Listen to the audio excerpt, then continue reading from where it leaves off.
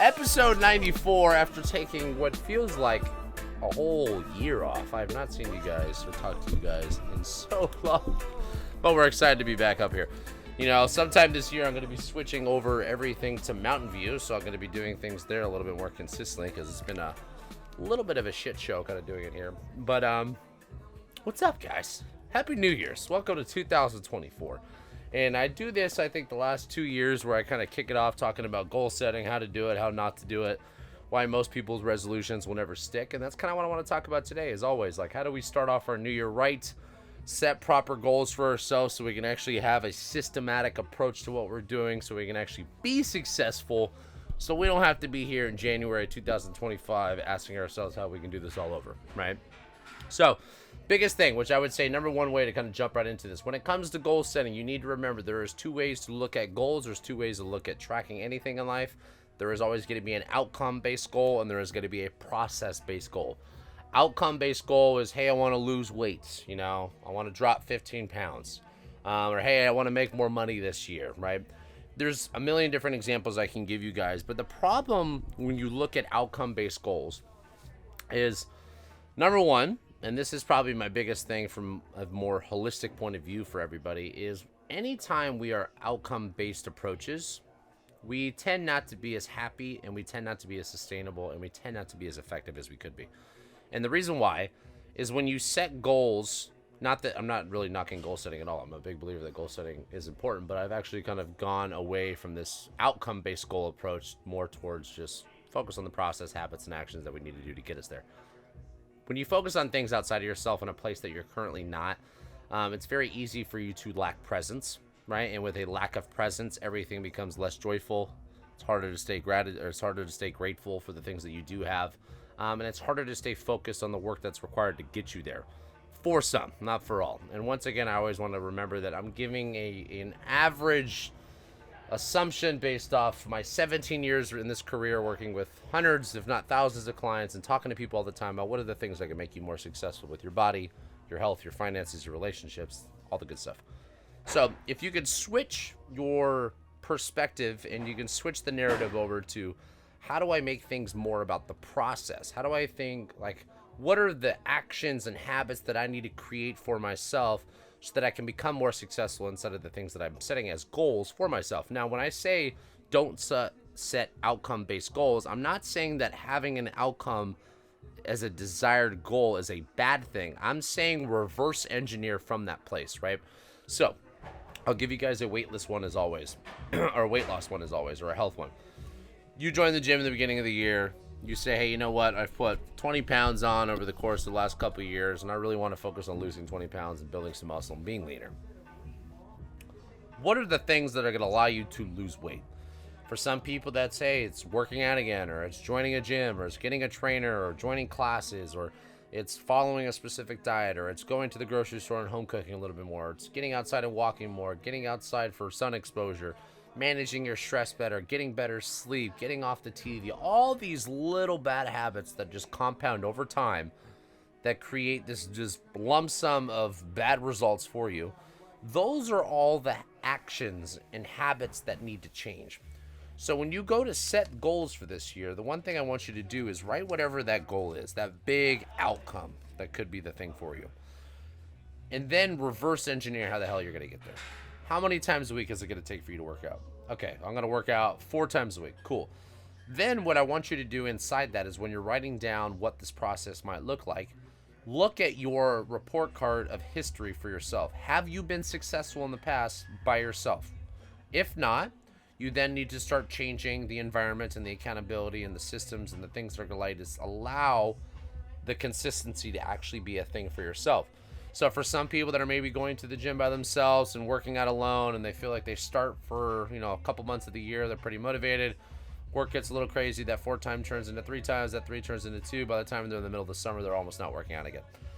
Do things that require you to have accountability around you, right? So accountability partners, hiring a trainer, paying for a diet, challenges.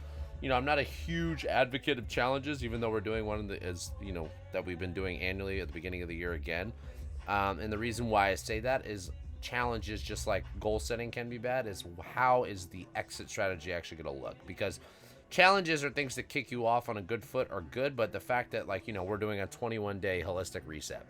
And I call it a reset because I want to just kind of realign some of these bad habits and do something that's a little bit more intense for a period of time. And then let's find out ways that we can find more sustainability with your lifestyle, your routine. And having these little kind of reset moments are not a bad thing. I think a lot of times we look at it, oh, I've fallen off the track.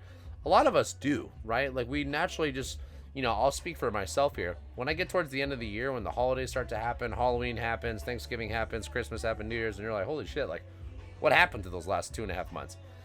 It's very easy to kind of fall off some of these. Okay, my diet's not as consistent, or I'm staying up a little bit later, I'm on my phone a lot more than I should be, my exercise intensity is not there.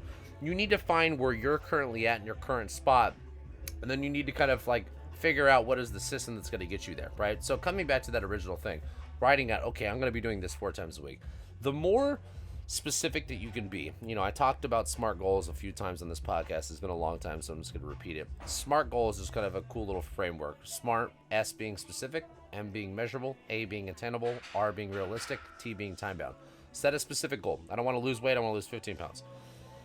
I'll always have something to measure. You cannot hack what you do not track. So if you want to lose weight, you need to track both results and process. So that maybe requires you tracking your workouts to see if you're getting stronger or faster. That maybe requires you tracking calories or macros or water intake or whatever that might be. Measure both process and results.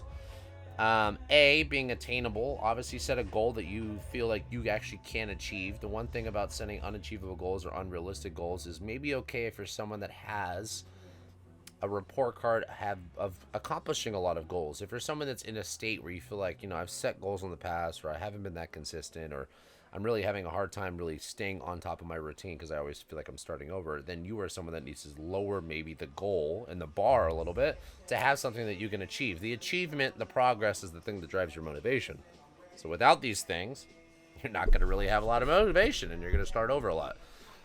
Realistic is kind of inside a sense of attainability. It's a very similar conversation. The time bound being the last part, meaning like have some specifics behind what you want to do. I don't want to lose 15 pounds. I want to lose 15 pounds by April, right? Or whatever the goal is. Like, I'm just using a basic kind of weight loss goal, for example. So number one is focus on the process, reverse engineer from the outcome of whatever that goal setting is going to be for yourself. Set something that's specific to what you need, measurable, attainable, it's realistic, it's time bound. Kind of build that structure out, write those things down, have a plan of attack in front of you visually to know what you're doing, and then figure out what those little steps that you need to do to create that system to be successful with. Next part is then in changing your environment. I would say the reason why most people fail in most things in life is because their environment or their community around them sucks. If you have a bunch of friends that do not work out or that are not healthy, they are not going to be the people you want to be spending a lot of time with if you have a goal of becoming healthier and losing weight. If you want to stop drinking and all your friends like to hang out and drink together, that's going to be a really hard group to be successful with. One of the easiest hacks that you can ever do in your life is changing your environment and changing your community. So for some people, maybe the people that are not Functional Lifestyles members listening to this, joining a gym, right? Putting yourself in a community of like-minded people, right? Or joining a running club, or joining a tennis club, or a country club, or putting yourself in an environment, and I'm using, once again, health and fitness as the outcome here, but putting yourself in that environment to become more successful, and the likelihood of achievement is going to be much greater than you trying to do this alone. I think accountability is always going to be the number one thing that most people struggle with, because doing the thing or knowing what to do is not hard. Doing the thing long enough consistently over a very long period of time is the hard part. And that's why having your significant other, or having your roommates, or having your family on this journey, or having your friends on this journey, or paying for a trainer, a therapist, a chiropractor, a nutritionist. I'm a big believer that the more money you spend on something, the more you're going to take it serious. So if you really want to put your money where your mouth is, spend the money on the things that you want to achieve. Stop trying to do this stuff by yourself. That's your ego always thinking, I can do this. If you have a proven track record against you actually being successful, then word to the wise, you can't do this. But doesn't mean you can't do it at all. It just means you can't do it by yourself very successfully. And that is not a problem. There are so many things in life that I think our ego gets in the way because we think we should be able to do this alone, when in reality you're going to be way more successful with a team or an accountability partner or anything along those lines. So changing the environment, changing the community. The environment could even be things when you think about nutrition, like, part of this challenge, one thing that I would, I'm probably going to talk about in our first kickoff call is Take your pantry and your fridge and literally throw everything away. Just throw it all away.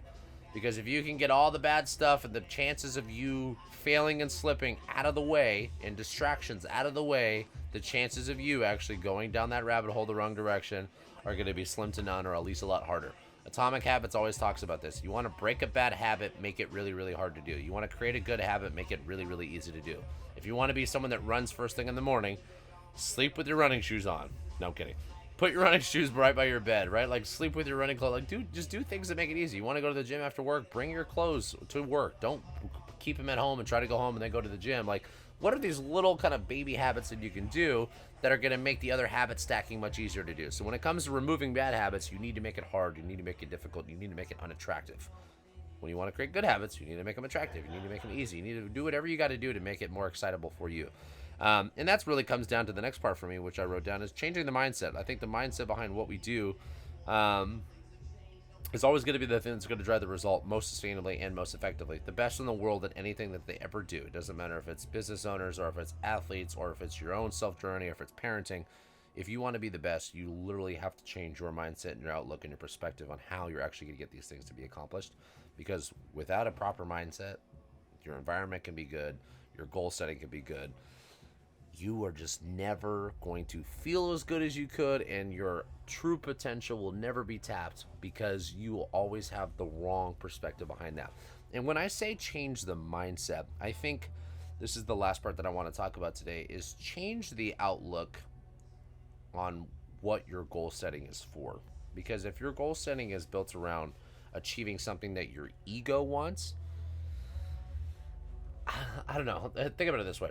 I think a lot of times when I was younger, I used to set goals that I think would be impressive. And what I realized as I got older is I think that they were more impressive to me telling other people versus actually me needing that. Like, if I were to think about a financial goal, obviously my ego is always going to want more. It's always going to want, like, I want millions of dollars a year, you know, like as a kid, I want $100 million a year, then I'll be happy. It's like, there's like, when you look at your lifestyle and what my actual wants are, the things that I need for a successful and happy life, it's not as much as I thought it was going to be. And in reality, I always thought I needed so much money to accomplish these things, right? So make sure when I say change the mindset, change the framework of your goal setting to what do I really need, because sustainability comes from your wants, desires, and mindset behind that, and then shaping the environment to be conducive and successful with you. When you're setting goals for other people's kind of trying to impress other people or trying to do things for other people, and that could be not just impressing the world on social media. I'm talking about doing something because your parents want it, right? Or doing something because your significant other wants it. You have to find things that you want to do, because when you find things that you want to do, you become more successful at that thing, right? I always am going to be a big believer and be in this camp that doing things that you're more passionate about is obviously going to improve the likelihood of being successful with that thing, right? It's like, you know, I thought I wanted to get better at road biking or get into road biking during the pandemic, and I realized, like, I've talked shit about road bikers my whole life. I like mountain biking way more. Cool. Why did I think that I wanted to start road biking? Sometimes I think I just want to do things to do things, right? Or I'm doing things because I want to say I can do that, or I've done that in my life. In reality, it's like, I don't really think I got as much enjoyment out of doing those things as I thought I would need to. So trying to stay in your lane for what you think is manageable for your lifestyle and what you really need. You know, I always thought being a 220 pound, 5% body fat athlete, freak looking dude would be awesome. But in reality, I'm like, what do I need that for besides my own ego, right? Like, if I really want to be able to manage to do all these things in my lifestyle, with go golfing or go surfing or go snowboarding or go on a run or go lift weights or go do some yoga or some mobility work, and having the blend of all those things, certain parts of my ego are going to take me away from my actual true desired self goal.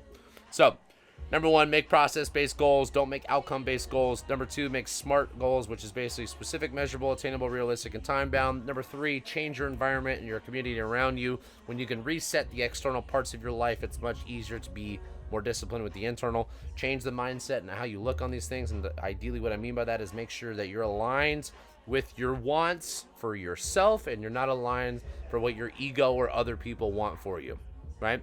All right, guys. Well, as always, it's nice to see you guys. It's nice. I always say see you guys like I see anything. I'm talking to a camera in a basement right now. It's nice to talk to you guys, to whoever's listening to this. And I will be on here next Friday and we'll be back on Pursuit of Balance podcast consistently. So if anybody can benefit from hearing things about health and fitness and mindset, please share it with them. That's the whole goal of this podcast for me. It's just to help other people get better and be happier and healthier. See you guys later. Have a good weekend.